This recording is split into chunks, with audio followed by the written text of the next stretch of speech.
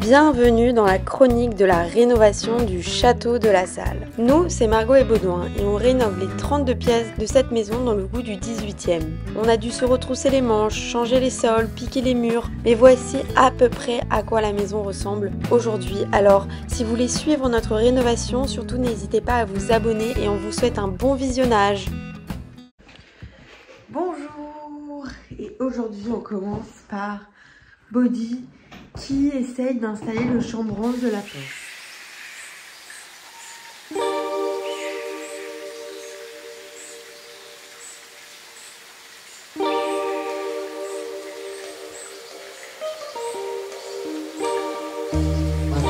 Alors voilà, il faut encore mettre le haut qui est juste là. Et Body est en train de calculer le biseau. Oui, bonjour madame. Grumpy Cat, c'est elle. Et on a plusieurs choses à faire, dont ces petites moulures à intégrer là. Donc là, on est en train de calculer ça. Et voilà les encadrements de porte.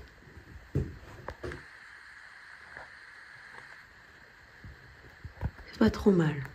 De retour chez Monsieur Bricolage cette fois-ci pour acheter des lames pour la scie vibrante qu'on utilise tout le temps et 2-3 petites choses parce qu'on a toujours besoin d'acheter des choses. Et Dino elle a l'air d'apprécier le sol, un sol propre apparemment. Je crois que Dino aussi est content d'être au magasin de bricolage.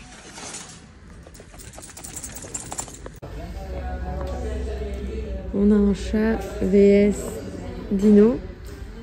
Le chat en panique. Dino plutôt serein.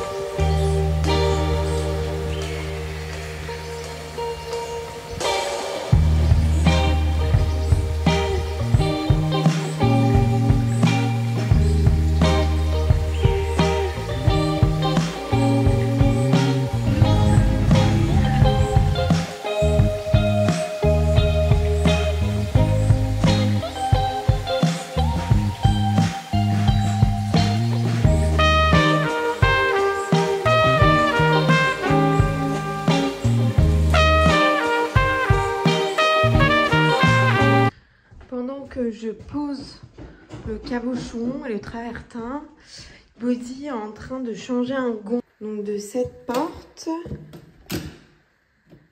juste ici.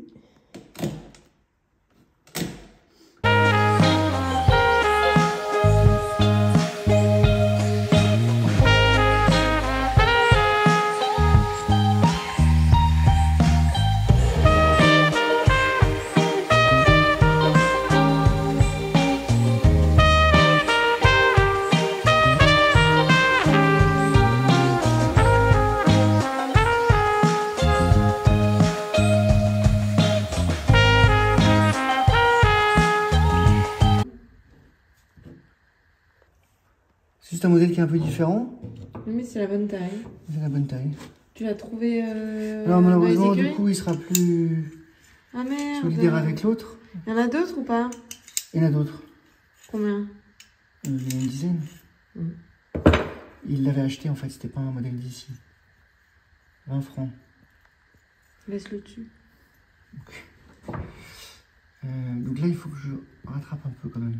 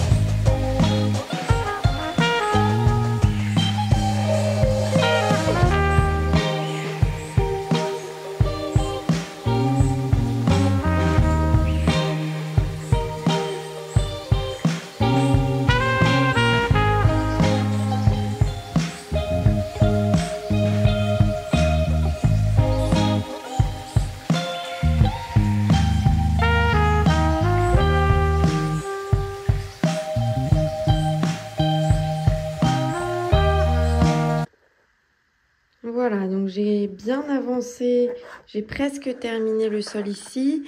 Il me manque juste les petits triangles de tous les côtés, les 3 petits des angles, plus les autres des 4 faces, enfin des 4 côtés plutôt. Et il va falloir aussi qu'on coupe donc les bordures. Et on n'est pas trop mal là, je suis contente, c'est joli. Le jointeur a terminé donc la trappe qui mène au comble est jointée, enfin le placo. Ensuite, dans cette pièce, on avait fait comme une fausse poutre pour nos boiseries. Enfin non, surtout on avait agrandi la boiserie et donc on avait mis du placo ici. Donc il nous a fait les joints là. Ensuite, il y avait donc le fond d'un placard qui donne sur une chambre qui était tombée, donc il fallait replaquer. Donc on a plaqué avec du placo silence et donc il a fait les joints ici. Ensuite,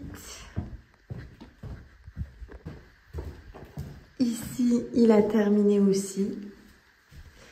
En fait, quand on travaille avec des professionnels, notamment pour le placo et surtout les jointeurs, donc des pros, au-delà du fait que c'est très très bien fait, en fait ça nous fait économiser énormément de temps parce qu'il y a très très peu de ponçage. Et quand on fait du placo et ensuite qu'on jointe et que c'est pas notre métier, on le fait mais après on passe des heures entre guillemets à tout poncer. Donc ça fait vraiment économiser un temps énorme d'avoir quelqu'un de professionnel qui le fait. Donc c'est super, on est très content. Ici, on avait laissé une place pour faire une trappe de visite. Finalement, on n'en a pas besoin, donc il a tout comblé, fait les joints. Et en fait, vous voyez, là, j'ai presque pas à poncer. Je vais pouvoir presque tout de suite peindre, donc c'est génial. Et regardez ici, comme c'est nickel. En fait, on se rend pas compte, mais c'est hyper important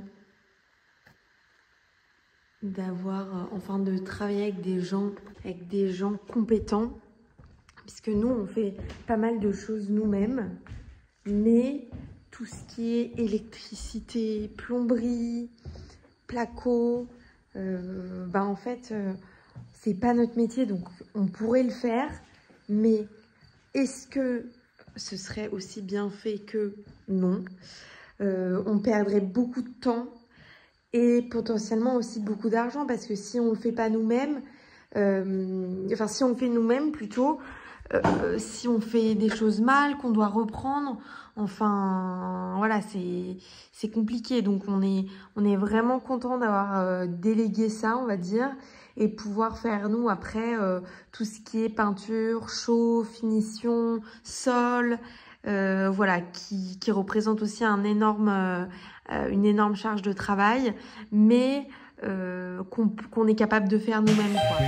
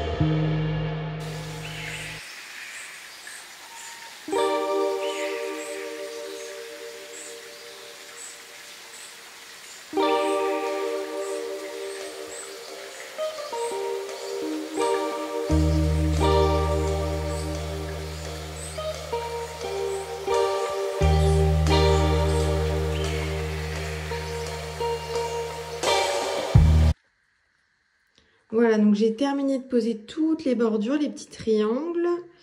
Et maintenant, il va falloir que je passe l'éponge sur tous les premiers carreaux de travertin que j'avais posé hier parce que sinon ça va être trop dur et je pourrais plus le faire demain. Donc je vais aller attraper une éponge et je vais commencer à bien frotter.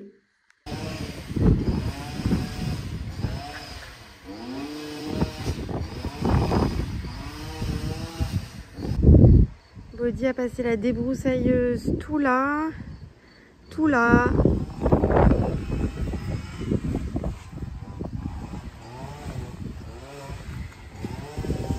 Ici aussi. Et il est derrière là.